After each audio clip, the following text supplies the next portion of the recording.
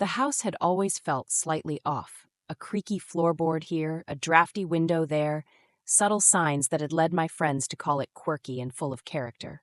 But the truth was I'd always sensed something darker beneath its surface. After living in this house for a year, I had come to terms with its eccentricities, even finding a sort of comfort in them. Yet nothing could have prepared me for the discovery I was about to make. It was a Saturday morning, the sun filtering through the dust motes that danced lazily in the air. I was organizing the clutter in the attic, a place I had mostly avoided since moving in. As I rifled through old boxes filled with forgotten trinkets and brittle newspapers, a strange feeling prickled at the back of my mind. Something was off. The attic, while cluttered, felt strangely unfinished, like an unfinished puzzle missing a crucial piece. While sorting through an old trunk, I stumbled upon an oddly placed panel in the wall. It didn't match the rest of the house, the wood was too polished, too new. Intrigued, I pushed against it, and to my astonishment, it swung open with a soft creak, revealing a narrow staircase leading down into darkness. A thrill shot through me, mixing with trepidation. Curiosity clawed at my insides, urging me to descend. The stairs creaked underfoot as I stepped down into the gloom, each step echoing eerily in the confined space.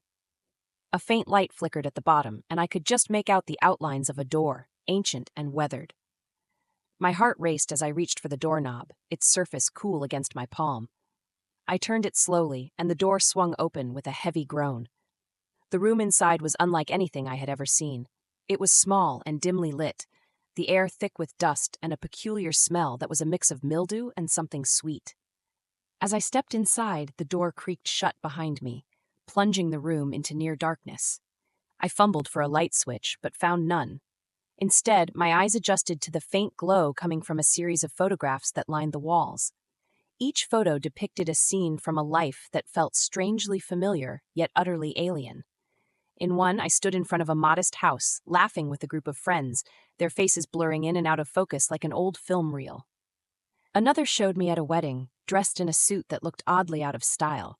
I was surrounded by smiling faces, all of them beaming at me as if I were the star of a show I didn't remember auditioning for. As I moved deeper into the room, the photographs continued, chronicling events that spanned years: a birthday party with balloons and cake, a family picnic by a lake, even a serene moment of me reading in a sunlit room that seemed to reflect a life I never knew I had. Each picture was a moment suspended in time, filled with laughter and warmth, yet the happiness radiating from them felt like a cruel joke. There was a corkboard cluttered with more photographs, notes, and articles, each piece meticulously arranged. I squinted at one photo, my breath hitching in my throat. It was me again, but older. I stood next to a woman whose features were hauntingly familiar. She had the same green eyes, the same light brown hair. It struck me like a lightning bolt.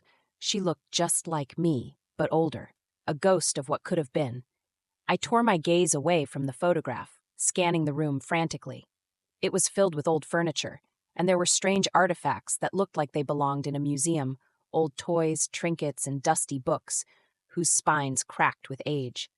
Yet in the corner of the room, something glinted in the low light, catching my attention.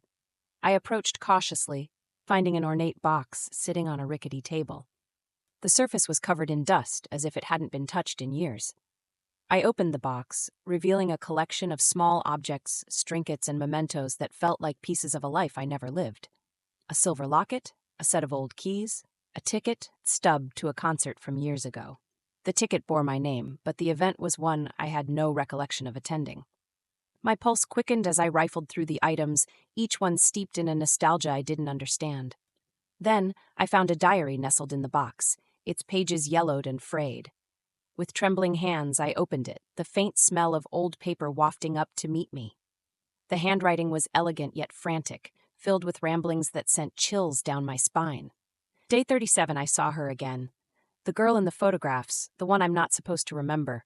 She lives in the shadows of my mind, waiting to be freed. I can feel her pulling me back into a life that was stolen from me. If anyone finds this, you must destroy the room. The memories are poison, a web that ensnares and suffocates. The words twisted in my mind like a snake, squeezing the air from my lungs. I was living someone else's memories, haunted by a past that wasn't mine. Panic surged within me, and I slammed the diary shut, feeling the weight of the room close in around me. I turned to leave, but as I reached for the door, I heard a soft whisper, a voice that felt both familiar and terrifying. "You can't leave, O. You're part of this now." My heart pounded in my chest as I spun around, eyes wide with fear. The room felt alive, pulsing with a dark energy that coiled around me like a serpent. The photographs on the wall shifted, their images blurring and morphing into nightmarish scenes, dark shadows lurking behind my smiling face, eyes filled with malice, as if they were warning me of an unseen danger. Desperate, I rushed for the door, yanking it open. But it wasn't the door I had come through, it was a different passageway, one that led into a dim corridor lined with mirrors. Each reflection showed a different version of myself, happy, sad, lost. I was trapped in a labyrinth of my own identity, echoes of a life I had never lived, but could feel deeply in my bones. I stumbled through the corridor, feeling the air grow colder. My heart raced as I turned corner after corner, each mirror revealing yet another twisted version of who I could have been. Just when I thought I was lost forever, I saw a flicker of light ahead, a glimmer of hope. I rushed toward it, and as I neared, I recognized the outline of the hidden door. I flung it open, bursting back into the attic, gasping for breath as the familiar warmth enveloped me. The door creaked shut behind me, sealing off the forgotten room. But as I looked back at the panel in the wall, I knew the door would always be there, a gateway to a life that had never been mine, yet had somehow entwined itself with my existence. I could still feel the whispers echoing in my mind, a haunting reminder that some memories are best left forgotten.